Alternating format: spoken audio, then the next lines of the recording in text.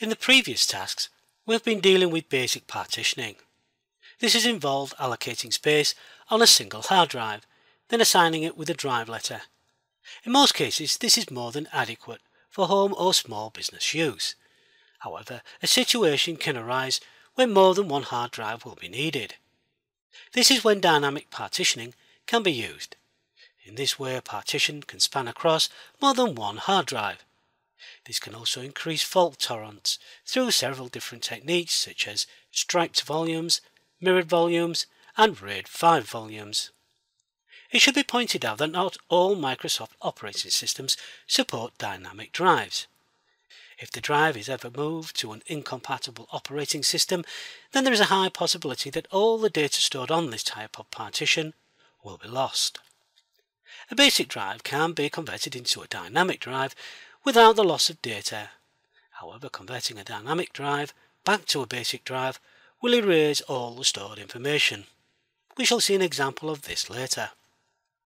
The following task has been written for Windows 8 and assumes that a second hard drive has been connected through a SATA port or as a secondary master, or using the virtual box.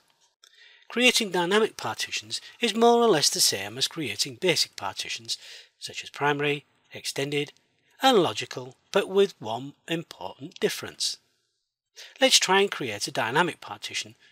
So we select an allocated space like we have done in the past tasks. As before, we shall click on Actions, All Tasks, and we should find that Convert to the Dynamic Disk option does not exist. If we examine Disk 1, we can see it is labelled as a basic disk. In other words, the default setting is basic disks. To change this, we simply click on it.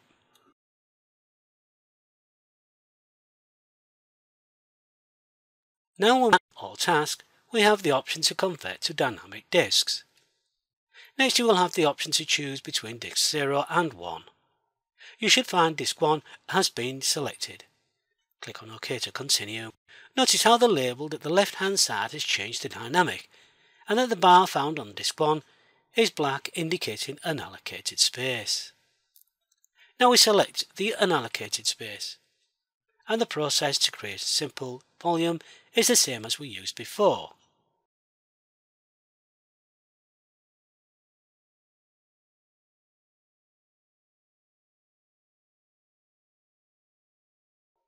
Click on Finish when prompted.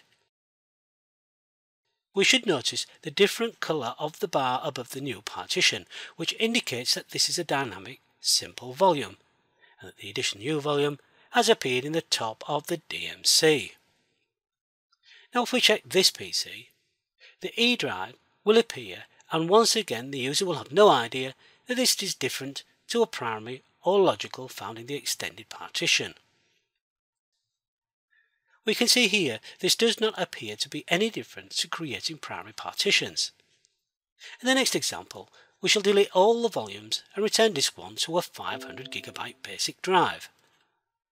Now to create 4 dynamic simple volumes. But before we can, we need to select disk 1 found on the left hand side. Remember, the default setting is basic disks. Then continue to convert to dynamic disks. Once again, you'll be given an option to select disk 0 or 1.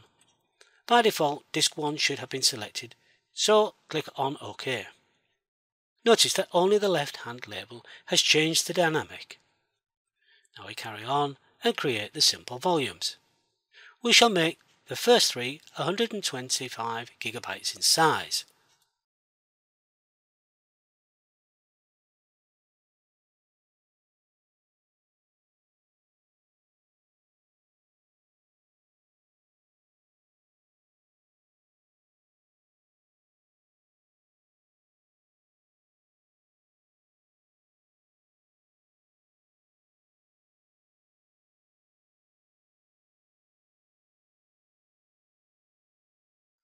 The fourth will be the remainder of the unallocated space.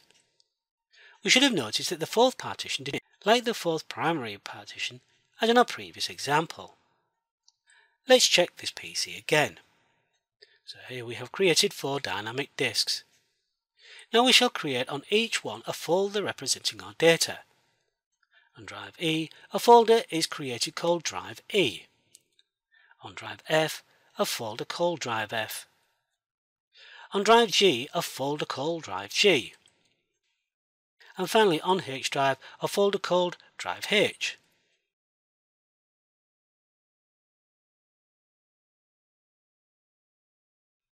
Now let's see the effect when we format new volume E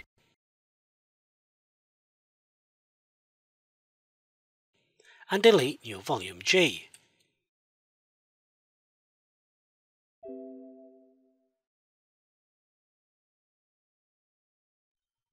As expected, drive G no longer exists since it was deleted in the DMC, but the other drive letters remain.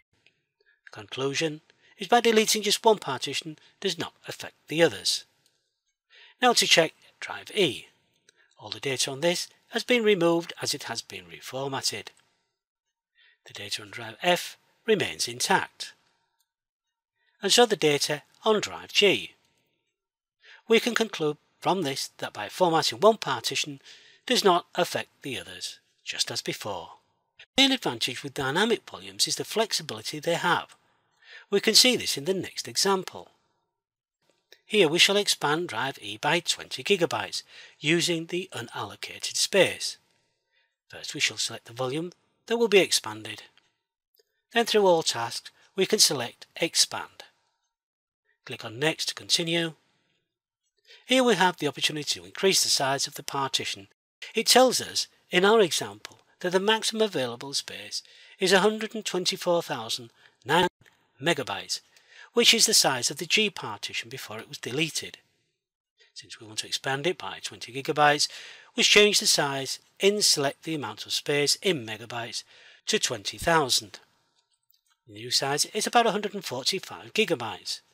Click on next, then finish. This implies we now have 4 partitions and some allocated space, but if we examine this it shows 2 new volume E's. And if we check this PC, we can clearly see that the new volume has been expanded by 20 GB. Now expand the new volume H. So this is selected. Do all tasks again, then expand volume.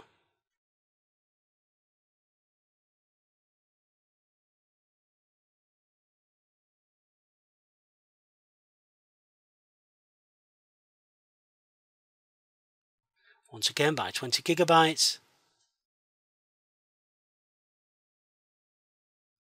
And now we have 2 volume H's. And if we check this PC, just 1 new volume H. It is also possible to shrink the size of dynamic volume. We shall use new volume E to show this example. All tasks, then shrink volume. You will be presented with a message. It warns you that you will be unable to shrink the available space beyond where unremovable files are located. In our example, the minimum it can be is 3122 megabytes or 3.122 gigabytes. In our example, we have entered 20 gigabytes. In change, enter the amounts of space to shrink in megabytes. Then shrink. If we change volume F, the data is still intact.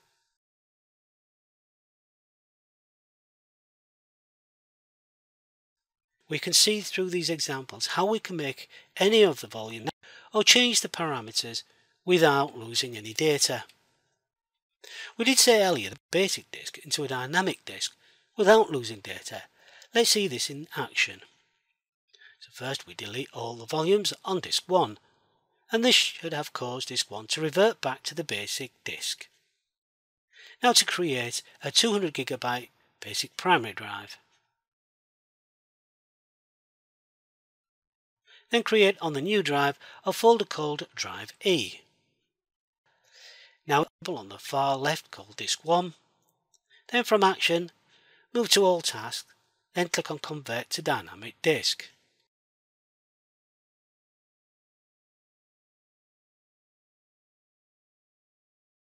Click on convert. The next message is very important. You can convert a basic to a dynamic disk without losing data, but you cannot convert a dynamic disk to a basic disk. We now check E and the data is still intact.